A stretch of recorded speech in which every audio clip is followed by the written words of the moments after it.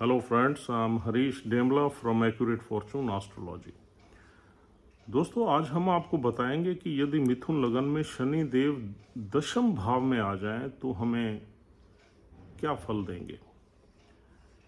देखिए दोस्तों, 10वें घर का संबंध है हमारे प्रोफेशन से, कैरियर से, सोशल स्टेटस से, यानी कि सामाजिक प्रतिष्ठा से, और हमारा कैरियर में सक्सेस रहेगी या फेलियर्स रहेंगे या हर्डल्स रहेंगे, हम कैरियर की सक्सेस पे कितनी ऊंचाई पर पहुंचेंगे, हमारे सोशल स्टेटस अच्छा रहेगा, यानी कि हम एफ्लुएंट रहेंगे, रिच रहेंगे, वेल्दी रहेंगे, सोसाइटी में हमारी इज्जत होगी, हमारी इज्जत वेल्थ के नाम पे होगी या हमारी दूसरे गुणों के कारण होगी, ये सब 10वां घर बताता है।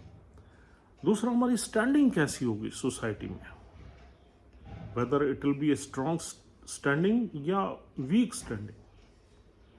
और 10वां घर से हम देखते हैं पावरफुल मशीनरी या पावरफुल पीपल, यानी कि जो भी लोग किसी ना किसी तरीके से पावरफुल हैं हमारे आसपास या हमारी सोसाइटी में या हमारे सर्कल में, वो हम 10वें घर से देखते हैं। 10वां घर अगर मजबूत हो तो इसका मतलब कुछ पावरफुल लोगों के कनेक्शंस में हम रहेंगे, उनसे कनेक्टेड रहेंगे। और अगर 10वां घर वीक हो तो कुछ हमारे जो संबंध होंगे, सोशल कॉन्टैक्ट्स होंगे, उसमें हो सकता है कुछ पावरफुल लोग ना हो, ऑर्डिनरी लोग हों। और 10वें घर से हम देखते हैं पिता की वेल्थ, यानी कि पिता ने कुछ पैसा वैसा इकट्ठा किया हुआ है या नहीं, पिता की फैमिली, परिवार के साथ कैसे संबंध रहे हैं पिता के, या हमारे संबंध पिता के पैटर्नल फैमिली के साथ कैसे रहेंगे, ये हम देखते हैं। 4th हाउस से देखते हैं हम मैटरनल फैमिली के साथ हमारे कैसे संबंध रहेंगे, मदर के परिवार के साथ, यानी कि एक्सटेंडेड फैमिली के साथ, और यहाँ पैटर्नल फैमिली को देखते हैं हम। और क्या पिता की वेल्थ में हम पार्टिसिपेट करेंगे या नहीं करेंगे, पिता की वेल्थ का हमें फायदा होगा या नहीं होगा, ये सारी चीजें हम 10वें घर से ही देखते हैं। और अब यहाँ पर 12 नंबर राशि है। 12 नंबर राशि जुपिटर की सात्विक राशि है, 12वें घर की राशि है। 12वां घर है फॉरेन लैंड का, सॉलिट्यूड का, अकेलेपन का, वाटर साइन है, दूर का साइन है, डिस्टेंट साइन है, कुछ मायूसी का साइन है, कुछ मोक्ष का है, मेडिटेशन का है, हॉस्पिटल्स का है, बीमारियों का है, सीक्रेटसी का है। और यहाँ पर 12 नंबर साइन वाटर साइन है। तो यहाँ से ये इंडिकेशंस मिलते हैं कि इंसान की जो प्रोफेशनल लाइफ रहेगी वो कहीं ना कहीं अगर पानी के नज़दीक रहे, किसी समुद्र के नज़दीक रहे, तो इंसान जो है डेफिनेटली यहाँ पर प्रोग्रेस करेगा लाइफ में। और पानी के नज़दीक अगर आदमी अपने कैरियर को इस्टेब्लिश करने की कोशिश करेगा तो उसमें इंसान की प्रोस्पेरिटी या ग्रोथ ज़्यादा रहेगी। और दोस्तों, अब यहाँ पर दोनों ही चीज़ें रहेंगी। एक तो 8वें घर का प्रभाव भी रहेगा, 8वें घर से ये तीसरी पोजीशन है, तो 8वें घर से तीसरी पोजीशन मतलब 8वें घर का स्ट्रगल रहेगा यहाँ पर। तो 8वां घर ऑब्स्टेकल्स का है, मिस्ट्रीज का है, चेंजेस का है, ट्रांसफॉर्मेशन का है। तो कैरियर में एक ट्रांसफॉर्मेशन रहेगी, कैरियर में स्ट्रगल रहेगा, कैरियर में ऑब्स्टेकल्स रहेंगे। लेकिन नवम भाव भी है, नवम भाव अष्टम से ज़्यादा पावरफुल है, ज़्यादा ऑस्पिशियस है। ये प्लेसमेंट नवम भाव से सेकंड प्लेसमेंट है, तो इसका मतलब नवम भाव के हमें यहाँ पर बहुत अच्छे रिजल्ट्स मिलेंगे। तो यानी कि कुल मिला के यहाँ अगर इसको हम देखें तो यहाँ पर अच्छे ही रिजल्ट्स ज़्यादा मिलेंगे, डिस्पाइट इट कि हम कुछ ऑब्स्टेकल्स फेस करें, कुछ डिफ़िकल्टीज फेस करें अपने कैरियर में, अपने प्रोफेशन में, लेकिन still we will have a very good career. उसके लिए जुपिटर को देखना बहुत ज़रूरी है। जुपिटर की प्लेसमेंट अगर आपके चार्ट में अच्छी है, जुपिटर किसी छठे 8वें घर में नहीं बैठे या 12वें में नहीं बैठे या तीसरे में नहीं बैठे, तो ये बहुत ही ऑस्पिशियस प्लेसमेंट है। जुपिटर की दृष्टि अगर शनि पे आ जाए तो ये तो फिर बहुत ही कैरियर में ब्लेस्ड हो गए आप, तो यहाँ पर बहुत अच्छा कैरियर रहेगा। और दूसरा, यहाँ पर जो नवम भाव का स्वामी जब कैरियर में आ जाता है तो हम कैरियर में ट्रैवल्स बहुत करते हैं। नवम भाव ट्रैवल्स का घर है, लॉन्ग ट्रैवल्स का घर।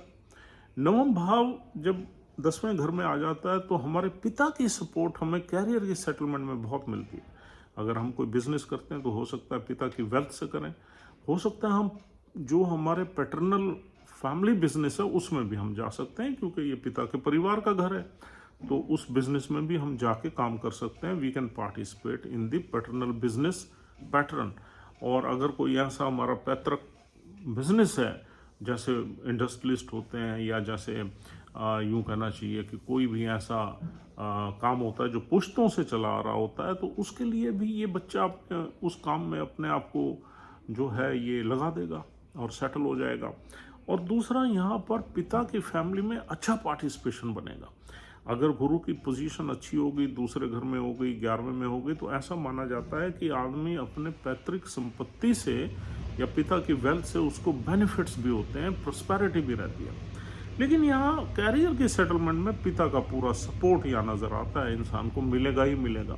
हायर एजुकेशन में पिता का सपोर्ट मिलेगा, फॉरेन ट्रैवल्स में मिलेगा, फॉरेन की एजुकेशन में भी आदमी जा सकता है, क्योंकि यहाँ नवम भाव हमारी हायर एजुकेशन को भी रिप्रेजेंट करता है। तो अगर इंसान यहाँ पर हायर एजुकेशन लेता है तो वो विदेश में भी ले जा सकता है। 12 नंबर राशि जो है वो विदेश की राशि है। तो यहाँ पर थोड़े से हेल्थ में थोड़े से इश्यूज नज़र आते हैं, क्योंकि 12 नंबर राशि थोड़ी बीमारी या हॉस्पिटल की भी राशि है। तो यहाँ पर अगर गुरु की स्थिति अच्छी ना हुई तो घुटनों में आपकी दिक्कत रहेगी। और 12 नंबर साइन जो है ना, वाटर साइन है। यहाँ पर शनि बहुत ज़्यादा कंफर्टेबल नहीं होते, क्योंकि शनि जो है वो एक ड्राई और कोल्ड प्लैनेट है, और 12 नंबर साइन जो है वो वाटर साइन है। तो पानी में एक मतलब इस तरह की प्लैनेट का बैठना, शनिदेव का बैठना बहुत अच्छा नहीं है। लेकिन फिर भी यहाँ पर क्योंकि हाउसेस अच्छे इन्वॉल्व है, और यहाँ पर जो है प्लेसमेंट्स बहुत अच्छी हैं, गुरु की राशि है, और गुरु वैसे भी इस पर्टिकुलर चार्ट में तो ऑस्पिशियस प्लैनेट है, 2 केंद्र हाउसेस को होल्ड करते हैं। तो यहाँ पर हम कुल मिला के हम अपने अच्छे ही रिजल्ट्स देखते हैं, और कुल मिला के देखा जाए तो यहाँ पर शनिदेव अच्छे ही रिजल्ट्स देंगे। कुछ ऑब्स्टेकल्स, कुछ डिफ़िकल्टीज, कुछ प्रॉब्लम्स, हमारी कुछ ट्रांसफॉर्मेशन हमारी लाइफ में हो सकती है, लेकिन अगर हम किसी वाटर बॉडी के साथ पास चले गए तो हमारा करियर वहाँ सेटल हो जाएगा। और यहाँ पर विदेश के सेटल होने के भी चांसेस यहाँ पूरे बनते हैं, क्योंकि यहाँ बैठा हुआ शनि 12वें घर को देखता है। 12वें घर की जो राशि है वो 2 नंबर राशि है, जो शनि की प्रिय राशि है, शुक्र की राशि है। तो Saturn will definitely move to 12 number sign, क्योंकि वो वाटर साइन की बजाय अर्थ साइन में जाना ज़्यादा प्रेफर करेगा, और उसकी दृष्टि भी है। तो दृष्टि का मतलब इस नेटिव की हमेशा फोकस रहेगी कि ये विदेश में जाके सेटल हो और वहाँ पर जाके पढ़ाई करे, वहाँ पर जाके ये अपने कैरियर को लीड करे। तो 12 नंबर राशि भी और 12th पे उसकी आस्पेक्ट भी दोनों ही सपोर्ट कर रही हैं। अब यहाँ पर शनिदेव जिस नक्षत्र में बैठे हुए हैं, या वो नक्षत्र का लॉर्ड 12वें में बैठ जाए, या गुरुदेव 12वें में बैठ जाए, या राहु 12वें में या चौथे में बैठ जाए, तो यहाँ पक्का ऑलमोस्ट श्योर हो जाएगा कि आदमी फॉरेन कंट्री में ही सेटल होगा। दूसरी चीज़ शनि की यहाँ पर अगर और हम देखें तो यहाँ पर पिता वगैरह का सपोर्ट, बड़ों का आशीर्वाद, गुरुओं का आशीर्वाद, गुरुओं की सपोर्ट, ये सारी चीज़ें मिलती हैं। आदमी कुछ अपनी मिस्टिक नॉलेज को, सीक्रेटिव नॉलेज को, मेडिटेशन को, या इन चीज़ों को अपने प्रोफेशन में भी आदमी ले आ सकता है, यानी कि प्रोफेशन में भी एग्जीक्यूट कर सकता है। क्योंकि 8वें घर का लॉर्ड 10वें भाव में चला गया, तो 8वें घर का भी आप काम कर सकते हो। 8वें घर से जो भी काम आते हैं, 8वें घर से हम गवर्नमेंट के टैक्सेशन डिपार्टमेंट को देखते हैं, स्पाइंग के काम को देखते हैं, सीक्रेट एक्टिविटीज़ को देखते हैं, ऑकल्ट को देखते हैं। इस तरह का कोई भी काम हो आप कर सकते हो। लेकिन जब भी शनि गुरु की राशि में बैठता है तो आदमी कुछ ना कुछ फाइनेंस से रिलेटेड, या कुछ अगर नौकरी में है तो एडवाइजरी से रिलेटेड, बैंकिंग से रिलेटेड, टीचिंग से रिलेटेड, लेक्चरशिप से रिलेटेड, और इस तरह के काम इंसान ज़्यादा करता है। और अगर बिजनेस में हो तो गुरु और शनि से जो भी काम निकलते हैं उस तरह के आप काम कर सकते हो, उसमें बिजनेस में भी आप आगे बढ़ सकते हो। शनि से तो बहुत काम निकलते हैं, और उसमें जुपिटर से भी जुपिटर और शनि जो है न्यूट्रल एनर्जी है, एक दूसरे को कॉम्प्लीमेंट करती हैं, ये इसको रिटेलिएट नहीं करती, अपोज नहीं करती। तो इसलिए ये प्लेसमेंट हम ऐसा बोलेंगे कि आदमी जो भी नेटिव के चार्ट में ये योग है वो मैच्योर होगा, वाइज होगा, एजुकेटेड होगा, सिंसियर होगा और फार साइटेड होगा, उसमें विजडम अच्छी होगी, वो सारी चीज़ें होंगी। बस उसमें जुपिटर अच्छा होना चाहिए, क्योंकि जुपिटर अगर गलत हो गया तो गलत फैसले यहाँ शुरू हो जाएंगे, फिर विजडम हमारी काम नहीं करती। और आगे देखते हैं, शनि की दृष्टि यहाँ से पड़ेगी आपके तीसरे घर पे। तीसरा घर पराक्रम का घर है। पराक्रम के मामले में थोड़ा सा यहाँ पर शनि देव तीसरे घर को ज़्यादा लाइक नहीं करते। तो यहाँ पर हम ये नहीं कह सकते कि इंसान बहुत पराक्रमी होगा या बहुत मेहनती होगा, क्योंकि लियो साइन के सिग्निफिकेंस में जाके मेहनत करना Shanidev doesn't like at all. Shanidev यहाँ पर जब लियो साइन पे दृष्टि डालेंगे तो पराक्रम में मेहनत करने में ज़्यादा इंटरेस्ट नहीं लेंगे। और जब शनि की यहाँ से 7वें घर पे दृष्टि रहेगी शादी के घर में, तो शादी के घर को यहाँ शनिदेव मजबूत ही करेंगे, वहाँ पर कोई दिक्कत नहीं है। हालांकि देखिए, गुरु की जो अग्नि राशि है जो शादी के घर में पड़ी हुई है वो ज़्यादा शनिदेव को पसंद नहीं है, लेकिन शनिदेव अच्छी मतलब जो है ना पोजीशन में है, 12 नंबर साइन में है, गुरु के साइन में है, ऑस्पिशियस साइन है। यहाँ गुरु भी काम करता है और गुरु की अपनी राशि दूसरी है। तो यहाँ जब आप किसी घर में आ जाते हो, यानी कि अब शनिदेव किसके घर में चले गए? जुपिटर के घर में चले गए, और वहाँ जुपिटर की दूसरी राशि है, तो Jupiter will take care of that राशि आल्सो, और शनि उसको बिगाड़ नहीं पाएंगे। हाँ, शनि एक यहाँ पर प्रोबेबिलिटी ये बनती है कि अगर 7th हाउस में कोई शनि का एनी भी प्लैनेट बैठ गया, तब शनि उसको डैमेज करेंगे, उसको मारने की कोशिश करेंगे। अगर वहाँ चंद्र बैठ गया, मंगल बैठ गया, सूर्य बैठ गया, तो यहाँ पर फिर दिक्कत होना शुरू हो जाती है, क्योंकि Shani can not tolerate these planets opposite to him, either in his aspect or with him. तो जब ये शनि इन प्लैनेट्स को देखते हैं तो बड़े इरिटेट हो जाते हैं, और फिर वो लड़ाई झगड़ा शुरू हो जाता है और वो घर खराब हो जाता है। तो ये अगर घर खाली रहा तो बहुत अच्छा है, यहाँ जुपिटर बैठा तो बहुत अच्छा है, शुक्र बैठ गया तो बहुत अच्छा है, राहु बैठ जाए तब भी कोई दिक्कत नहीं है, केतु बैठ जाए तब भी कोई दिक्कत नहीं है, बुध बैठ जाए तब भी कोई दिक्कत नहीं है, तब भी अच्छा है, क्योंकि ये सब सैटर्न के फ्रेंड्स प्लैनेट्स हैं, इनको सैटर्न हरास नहीं करते। तो एनिमी प्लैनेट कोई नहीं होना चाहिए। तो ये चीज़ आपने ज़रूर देखनी है।